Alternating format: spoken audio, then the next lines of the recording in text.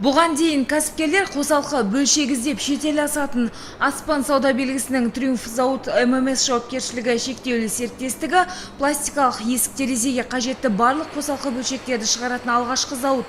Кәсіпорын соңғы үлгідегі неміс пен түріктің технологиясымен жабдықталған. Жылына 6 миллион дана қосалқы бөлшек шығаруға қауқарлы. Сондай-ақ қажетті өнімді түрлі түске бояп шығарады. Біздің заводтың барлық сырьосы өзіміздің Қазақстаннан шығады.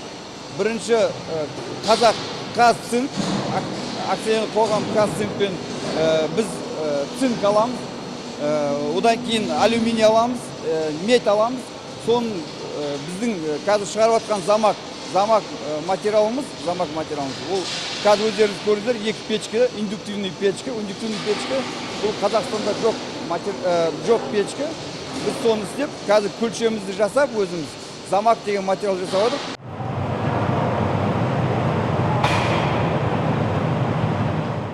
Отандық шикізатты ұнтақ күйінде сатып алып, оны өздері құйып, дайын өнім ұсынады. Кәсіпорынның жобалық құны 1 миллиард теңге.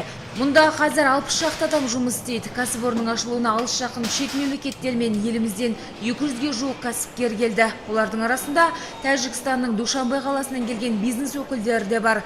Қазақстандық өнім сапалы, әрі бәсекеге қабілетті дейді олар.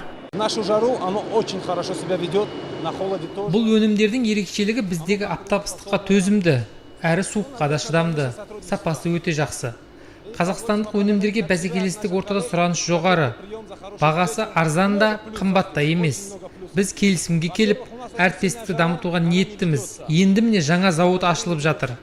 Енді біз қосалқы бөлшек Қазақстаннан алатын боламыз.